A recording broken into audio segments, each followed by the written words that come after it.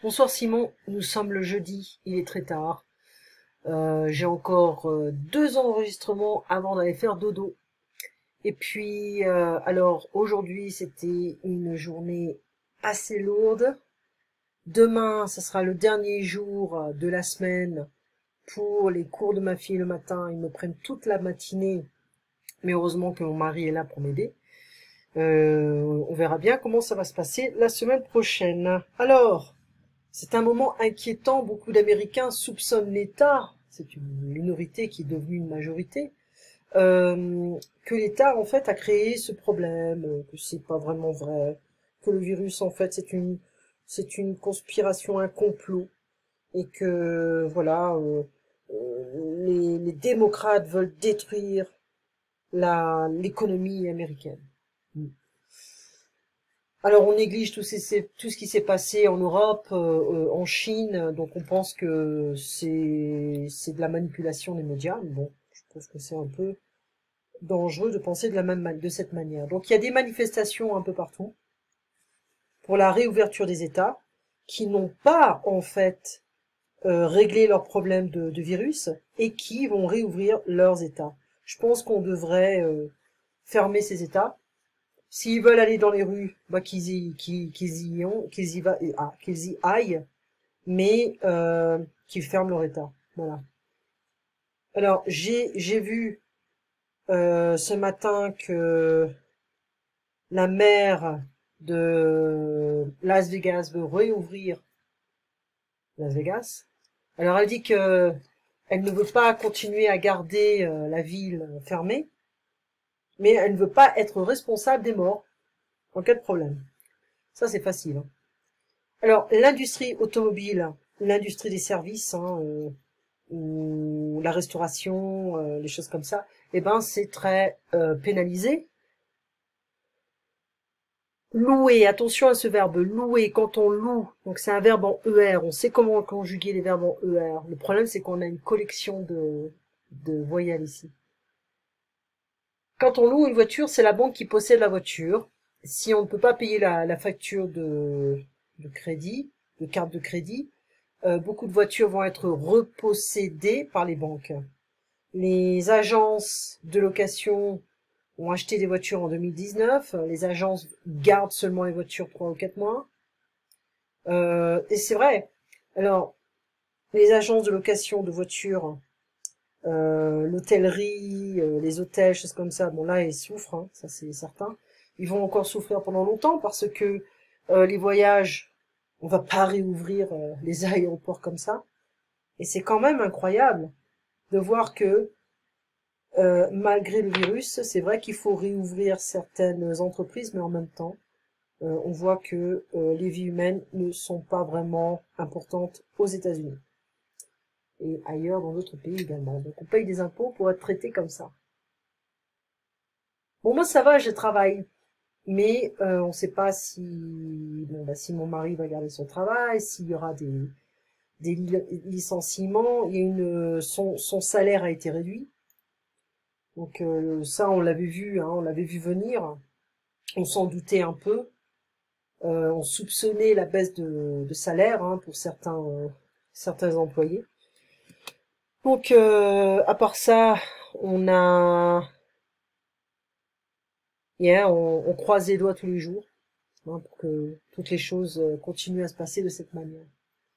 Je travaille comme une dingue, mais ça c'est bien maintenant, mais on verra dans une semaine ou 2 semaines si les gens recommencent à gagner de l'argent. Les entreprises de bienfaisance, charity.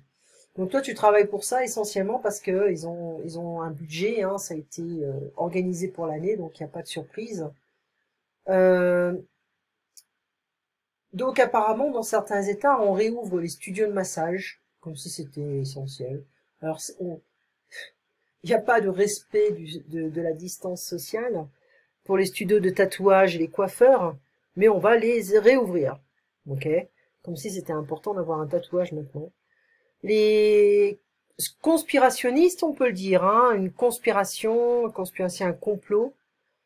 Les écoles ne vont pas rouvrir cette année, hein, mais en France et en Allemagne, on veut réouvrir les écoles. On va réouvrir les écoles, pardon. Et alors, je crois que c'est le 4 mai en Allemagne et le 11 mai en France. Je trouve ça ridicule. Alors, isoler les parents qui ont été contaminés, c'est bien, mais en même temps, les enfants qui vont dehors, on les emmène en voiture. Euh, et je sais pas, ça me paraît stupide, vraiment. Donc, je pense qu'on va devoir avoir un nouveau style de vie hein, quand on va recommencer à sortir, c'est-à-dire qu'il va falloir qu'on se protège, porter les masques, même. Alors, c'est chiant quand on porte des lunettes de vue, parce que quand on porte le masque, eh ben, on a de la buée sur les verres, donc on voit rien et on peut pas respirer. Donc, c'est pas toujours facile. Alors, voilà. Ça c'était la fin, ok. Alors, je voulais en fait mettre, voilà. Je vais te montrer un peu l'actualité d'aujourd'hui, petite seconde. On a le Figaro qui date d'aujourd'hui. Masque et test, je pense que c'est d'aujourd'hui. Il y a le jeudi 23. Masque et test que la France va-t-elle sortir de la pénurie. Voilà. Déconfinement, Macron veut s'appuyer sur les maires. Ok. Donc on verra comment ça va se passer. Ensuite, on a le Figaro. Donc ça c'était le Figaro. Je voulais regarder. Ah, aujourd'hui en France, c'est la même chose. Aujourd'hui en France, le Figaro. Ah oui, c'était arrivé comme ça, c'est différent. Inquiétude, les masques, le manque de tout. Voilà un petit peu, je vais te les envoyer un peu plus tard. Les échos. Coup d'arrêt de l'économie met en péril la sécurité sociale, pardon. Le déficit va dépasser 40 milliards d'euros en 2020, un niveau sans précédent. Chute historique des embauches, 10 millions de salariés sont désormais en chômage partiel. La dette de l'Unédic bondit. Voilà. Ensuite, Libération. Pays-Bas, les travailleurs du sexe ont du mal à garder leur distance. Et stopper le système ne crée pas une société meilleure. Et là, on a confinement, le Covid famille. Bonne ou mauvaise surprise, la cohabitation avec ses proches, pas toujours choisie, mais à épreuve les liens intimes.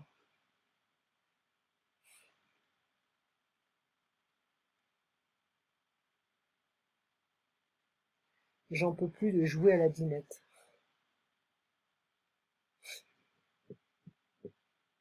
Ne soyez pas vaccinés contre la charge mentale. Bon, c'est vrai que mentalement, c'est pas facile. Trouver un équilibre entre travail et enfant et faire des pauses, ouais, il faut en faire.